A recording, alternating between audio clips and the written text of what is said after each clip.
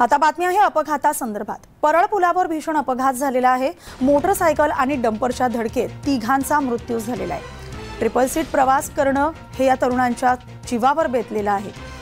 मुंबईतूनच बातमी आहे। परळ पुलावर हा अपघात झालेला आहे। डंपर आणि मोटरसायकल यांचा भीषण अपघात झालेला आहे आणि या अपघातात तिघांचा मृत्यू झालेला आहे। मोटरसायकलने तिघे जण ट्रिपल सीट प्रवास करत होते आणि हेच त्यांना भोवलेलं आहे। परळ पुलावर हा अपघात झालेला आहे। या अपघातात तिघांचा मृत्यू झालेला आहे। सकाळच्या सुमारास हा अपघात झालेला असेल। मोटरसायकल आणि डंपरच्या धडकेत तिघांचा मृत्यू झाल्याची माहिती समोर येते। मोटरसायकलवर तिघे जण प्रवास करत होते आणि या तिघांचा या अपघातात मृत्यू झालेला आहे।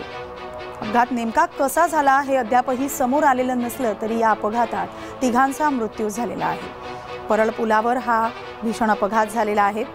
या अपघातात 3 जणांचा मृत्यू झालेला आहे। आमचे प्रतिनिधी अनिल सावरे आपल्या सोबत दूरध्वनीवरून जोडले गेले आहेत। अनिल, काय सांगाल? परळ पुलावर अपघात झालाय, तिघांचा मृत्यू झालेला आहे, कधीची ही घटना आहे, काय सांगाल?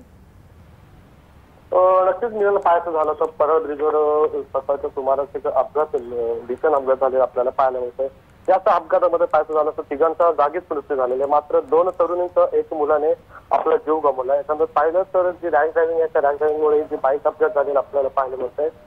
दुचाकीवरील ताबा सुटल्याने दुचाकी विरुद्ध दिशेने येणाऱ्या डंपरला जो अपघात झाला त्या अपघातामध्ये तिघांचा जागीच मृत्यू झाला। मात्र ट्रिपल सीट बाईक चालवण्यात तिघांना महागात पडल्याचे सुद्धा आपल्याला पाहायला मिळत आहे।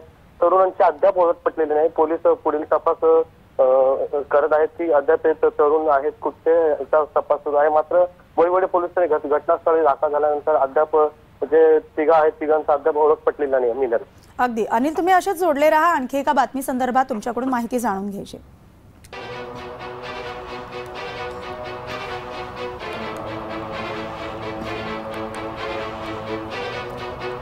तर परळ पुलावर हा भीषण अपघात झालेला आहे। ज्या भीषण अपघातात तिघांचा मृत्यू झालेला आहे।